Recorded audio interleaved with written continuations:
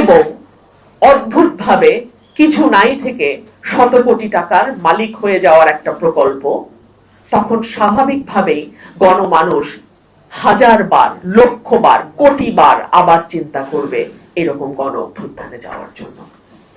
আমার বোন আমাকে একটা ব্যক্তিগত প্রশ্ন করেছেন, কেন আমি সংবিধান সংস্কার পরিষদের স্বাক্ষর করি নাই। আমি কেন স্বাক্ষর করি নাই এই জবাব আমি দিয়েছি, আমি আজকে আবারও দেই। আপনারা কেন এটিকে বিপ্লব বললেন না? বিপ্লব বললেই তো আর এই সংবিধানের কোনো অস্তিত্ব থাকতো না। আমি একজন আইনজীবী হিসেবে আপনাদের আজকে সতর্ক করি, কোনো না কোনো সময়, কোনো না কোনো দিন, কোনো না কোনো পরিবর্তিত পরিস্থিতিতে আজকের এই সময়গুলো 24-এর পরবর্তী সময় যদি হাইকোর্টে চ্যালেঞ্জ হয়, আমি জানি না আর্টিকেল 107 আপনাদের আসলে কতটুকু সুরক্ষা দিতে পারবে। আমি যখন এই সংবিধানের অধীনে শপথ প্রথমবার নিয়েছি, অর্থাৎ 300 জনের কথাই আমি বলছি, তারা যখন প্রথমবার এই সংবিধানের অধীনে এই সংবিধানকে সমুন্নত রাখার জন্য শপথ নেয়, তখন আবার এই সংবিধানকে ফেলবার জন্য দ্বিতীয় শপথটা নেওয়া যায় না। অন্তত আমার সীমিত আইনগত ধারণা তাই বলে। আপনি যদি এটাকে বিপ্লব বলতেন, আপনি যদি সংবিধানকে প্রথম দিনই ছুঁড়ে ফেলে দিয়ে বলতেন আমরা নতুন করে আবার সংবিধান লিখব, এই সংবিধানের আর কোনো অস্তিত্ব নাই, এটা একটি বিপ্লব তৈরি হয়েছে, তাহলে আমার সংবিধান নতুন করে গণপরিষদের যেটা, সেটা আমরা নিতে পারতাম। আমি আপনাদেরকে আরেকটা কথা বলি, ধরুন এই কোটা আন্দোলনে যারা যুক্ত হয়েছিলেন তাদের প্রাথমিক চাওয়াটা কি ছিল?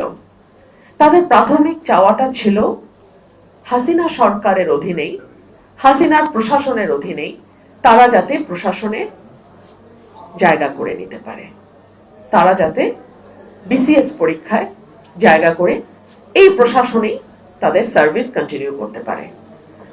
অর্থাৎ রাষ্ট্র পরিবর্তন, খোল নলচে বদলে নতুন রাষ্ট্র তৈরি করা কিংবা নতুন একটি সংবিধান, এগুলো কিন্তু তাদের লক্ষ্য ছিল না। সো আমাদের বিপ্লবের জন্য, যদি আমরা এটাকে বিপ্লবও বলি, বিপ্লবের জন্য যে দীর্ঘ প্রস্তুতি, মানুষকে তৈরি করা, মানুষের কাছে একটা স্বচ্ছ ধারণা দেয়া যে কি ধরনের রাষ্ট্র এবং সমাজ আমরা চাই, তার কোনোটাই কিন্তু দেয়া হয় নাই।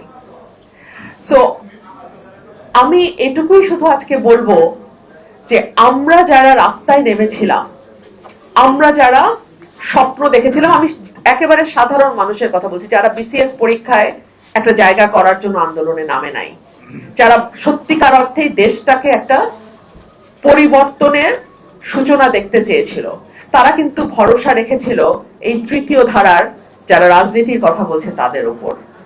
আমি আজকে আপনাদের মাধ্যমে সকলের কাছে প্রশ্ন রাখি, সেই মানুষগুলো যেই প্রত্যাশা নিয়ে রাস্তায় নেমেছিল সেটা কতটুকু সফল হয়েছে এটা আপনারাই বিবেচনা করবেন।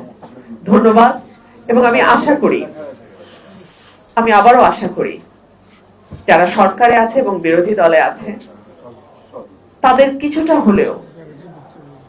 হলেও বিবেক জাগ্রত হবে এবং অন্তত যে প্রতিশ্রুতিগুলো তারা তাদের রাজনৈতিক ইশতেহারে দিয়েছিল, একটা দ্বিকক্ষ বিশিষ্ট সংসদ, রাষ্ট্রপতির ক্ষমতার সঙ্গে প্রধানমন্ত্রীর ক্ষমতার ভারসাম্য, এককভাবে এক ব্যক্তির হাতে সকল ক্ষমতা কুক্ষিগত না হওয়া, সেই ইশতেহারে তারা যে প্রমিস গুলো করেছিল সেই